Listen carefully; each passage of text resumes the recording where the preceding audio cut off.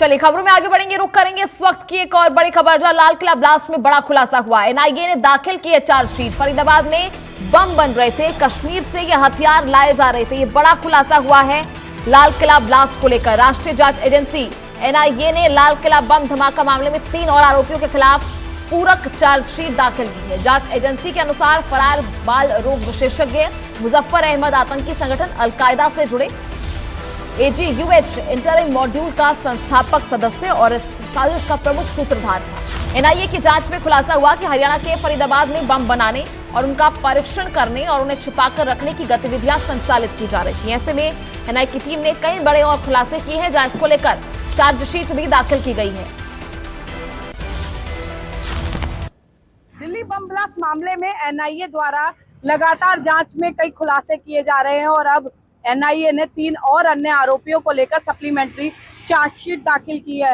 इस supplementary chargesheet में कई दावे किए गए हैं, जिससे हरियाणा पुलिस की नींद अवश्य उड़ गई है। दरअसल बता दूं कि दिल्ली बम धमाके के दौरान फरीदाबाद की अल-फलाह यूनिवर्सिटी, जिसे आतंकी पाठशाला करार दिया गया था, और यहीं से जो है व्हाइट कॉलर आतंकी मॉड्यूल का पर्दाफाश हुआ था। कई और परतें यहाँ पर खुली। दिल्ली बम ब्लास्ट से जुड़े कई तार फरीदाबाद से जुड़े हुए मिले। तो इसके बाद जब ये सप्लीमेंट चार्जशीट दाखिल की गई तो एक बार फिर जांच के दायरे में फरीदाबाद और अल-फलाह यूनिवर्सिटी आ गई है। दरअसल इस सप्लीमेंट्री चार्जशीट में ये दावा किया गया है कि फरीदाबाद की अल-फलाह यूनिवर्सिटी में न केवल बम बनाए जाते थे, बल्कि इनका परीक्षण भी किया जाता था और इन्हें एक गुप्त ठिकानों पर छिपा कर रखा जाता था।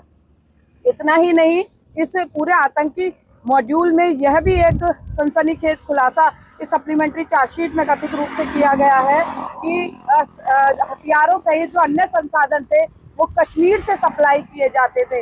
इस पूरे मामले के बाद काफ़ी चिंताएं सुरक्षा एजेंसियों की बढ़ गई हैं, खासकर हरियाणा पुलिस की, कि पुलिस की नाक के नीचे, खुफिया तंत्र की नाक के नीचे यह सब कुछ हो रहा था, आतंक पैर पसार रहा था, लेकिन किसी को कानों कान खबर नहीं लगी। अब इस पूरे मामले को लेकर जो विशेष बात है वो यह है कि जो फरार चल रहा बाल रोग विशेषज्ञ मुजफ्फर अहमद है, पुलिस जिसकी तलाश कर रही है, वो इस पूरे आतंकी मॉड्यूल का साजिशकर्ता बताया जा रहा है।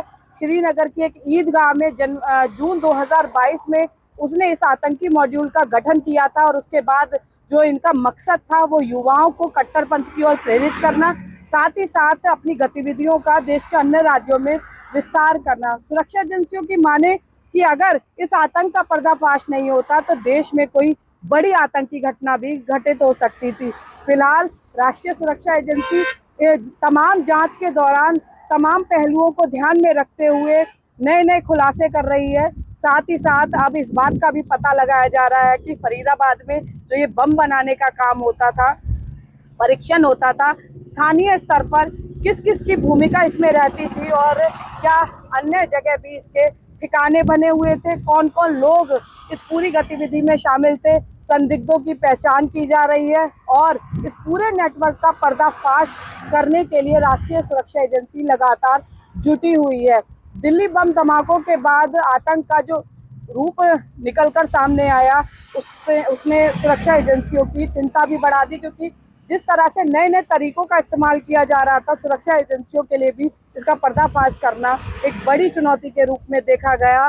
और अब जिस तरह से परतें खुल रही हैं, सुरक्षा एजेंसियों की चिंता और बढ़ गई है कि आखिर ये कहां कहां किस किस तरह से पैर पसार चुका है और अभी तक सुरक्षा एजेंसियों की नज़रों से बचा हुआ है। अब देखना ये होगा और संभावना भी जताई जा रही है कि आने वाले समय में ये जांच और किस दिशा में जाएगी और इस जांच के दौरान नए खुलासे होने की भी संभावना है। अब देखने वाली बात ये होगी कि आगे और ऐसे कौन से तथ्य सामने आते हैं जिससे इस आतंक के पूरे मॉड्यूल का पर्दाफाश होता है और आतंकियों के खिलाफ कड़ी कार्रवाई को लेकर जांच आगे बढ़ती है। फरीदाबाद से पूजा शर्मा, इंडिया न्यूज़। चलिए खबरों में